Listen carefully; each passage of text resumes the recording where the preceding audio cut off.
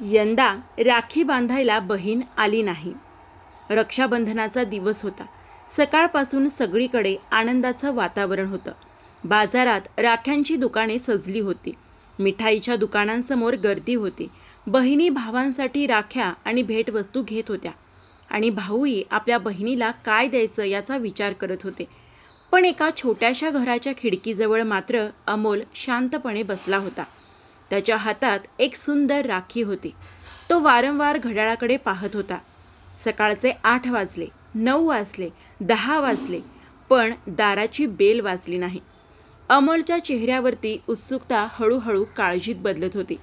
कारण दरवर्षी रक्षाबंधनाच्या दिवशी त्याची छोटी बहीण सायली सकाळीच माहेरी यायची. दार उघडताच तिचा आवाज संपूर्ण घरात घुमायचा. दादा कुठे आहेस रे? आणि अमोल मुद्दाम लपून बसायचा. सायली मग घरभर त्याला शोधायची. आई, दादा कुठे गेला? आई हसून म्हणायची, कुठे जाईल, तुझ्यापासून लपला असेल. मग सायली रागाने म्हणायची, आज राखी बांधायची आहे ना, आज सोडणार नाही त्याला. आणि शेवटी अमोल समोर यायचा. सायली त्याच्या हातावर राखी बांधायची, औक्षण करायची आणि मग हात पुढे करून म्हणायची, चल आता माझं गिफ्ट. अमोल हसायचा. अगं, आधी राखी बांधलीस की लगेच गिफ्ट? सायली म्हणायची, राखी प्रेमाने बांधते, पण गिफ्ट हक्काने घेते. दोघेही हसायचे. ही त्यांची छोटीशी परंपरा होती. पण यावर्षी सायली आलीच नव्हती. अमोलने फोन हातात घेतला. पुन्हा तिचा नंबर डायल केला. फोन बंद होता. त्याने व्हॉट्सॲप उघडलं. सायलीचा शेवटचा मेसेज 2 दिवसांपूर्वीचा होता. दादा, यावर्षी तुझ्यासाठी एक खास राखी आणली आहे. अमोल हसला होता तेव्हा. त्याने तिला उत्तर दिलं होतं, आणि मी तुझ्यासाठी खास गिफ्ट आणलंय. सायलीने फक्त एक हसणारा इमोजी पाठवला होता. पण आता त्या मेसेजकडे पाहताना अमोलच्या डोळ्यात पाणी आलं. तेवढ्यात आई स्वयंपाकघरातून बाहेर आली. तिने अमोलकडे पाहिलं. अजून आली नाही का सायली? अमोलने काहीही न बोलता मान हलवली. आई काही क्षण शांत राहिली. मग ती म्हणाली, अमोल. आवाजात काहीतरी वेगळं होतं. अमोलने तिच्याकडे पाहिलं. काय झालं आई? आईने नजर चुकवली. सायली यावर्षी येणार नाही. अमोलच्या चेहऱ्यावर प्रश्नचिन्ह उमटलं. का? आई काहीच बोलली नाही. आई, मला खरं सांग. आईच्या डोळ्यात पाणी आलं. ती हळूच कपाटाजवळ गेली. कपाट उघडलं आणि एक छोटंसं पाकीट बाहेर काढलं. हे तिने तुझ्यासाठी पाठवले. अमोलने पाकीट हातात घेतलं. त्याचे हात थरथरत होते. त्याने ते उघडलं. आत एक राखी होती आणि एक छोटीशी चिठ्ठी. त्याने चिठ्ठी उघडली. प्रिय दादा, यंदा राखी बांधायला मी तुझ्याकडे येऊ शकणार नाही. हे वाचून तुला राग येईल कदाचित, पण मला माहीत आहे माझा दादा माझ्यावर जास्त वेळ रागावू शकत नाही. तुला आठवतंय, लहानपणी मी सायकलवरून पडले होते. माझ्या गुडघ्याला लागलं होतं. आई माझ्यावर ओरडत होती. सायकल नीट चालवायला सांगितलं होतं ना? आणि तू आईला म्हणालास, आई, तिची चूक नाही, मीच तिला सायकल शिकवत होतो. खरं तर सायकल तू शिकवत नव्हतास, पण माझी चूक स्वतःवर घेऊन मला वाचवलंस. मला तेव्हाही कळलं होतं, माझा दादा माझ्यासाठी काहीही करू शकतो. दादा, माझ्या 10वीच्या परीक्षेच्या वेळी मला नवीन पुस्तके हवी होती, पण बाबांकडे पैसे नव्हते. तू स्वतःसाठी नवीन शर्ट घेतला नाहीस आणि माझ्यासाठी पुस्तकं आणलीस. तेव्हा मला वाटलं होतं, माझा दादा खूप मोठा आहे. नंतर माझं लग्न झालं, मी दुसऱ्या घरात गेले, सगळं बदललं. पण एक गोष्ट बदलली नाही, तुझा फोन. सायली, जेवलीस का? सायली, काही त्रास असेल तर सांग. सायली, पैसे लागले तर सांग. दादा, काही नाती रक्ताने जोडली जातात, पण काही नाती प्रेमाने आयुष्यभर जपली जातात. तुझं आणि माझं नातं तसंच आहे. म्हणूनच यंदा मी तुझ्या हातावर राखी बांधायला येऊ शकत नाही, पण माझ्या मनगटावर आजही तुझ्या प्रेमाची राखी आहे.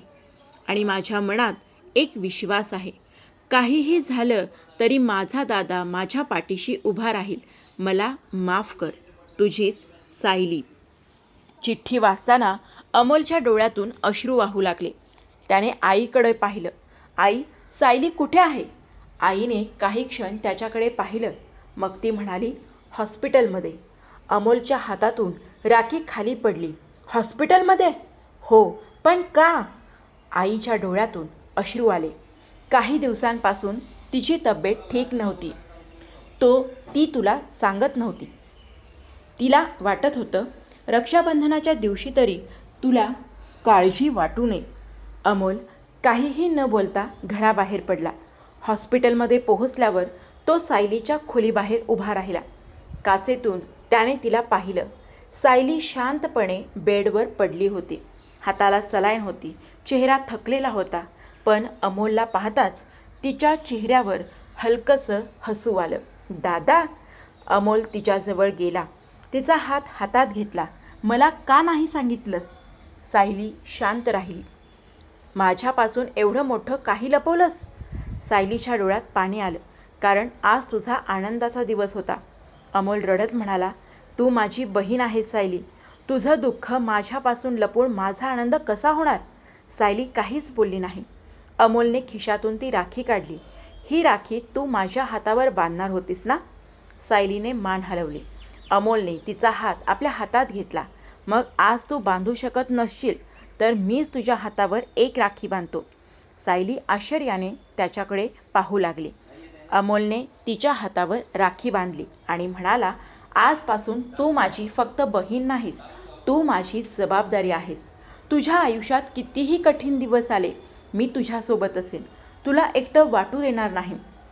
सायलीच्या डोळ्यातून अश्रू आले. तिने हळूच विचारलं, दादा, मग माझं गिफ्ट? अमोलच्या डोळ्यात अश्रू असूनही तो हसला. अगं वेडी, तुझं गिफ्ट तर मी घेऊनच आलोय.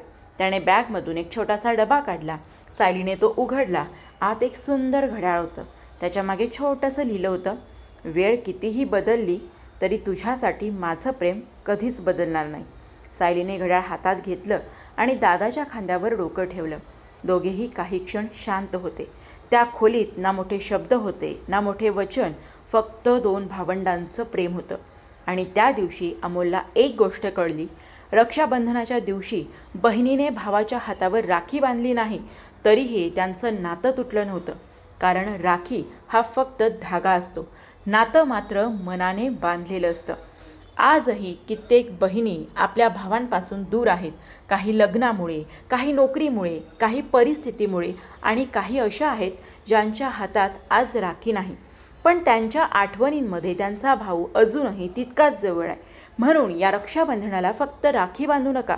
आपल्या बहिणीला एक फोन करा, भावाला एक मेसेज करा आणि फक्त एवढंच सांगा, आपण कितीही दूर असलो तरी माझ्या आयुष्यात तुझी जागा कोणीच घेऊ शकत नाही.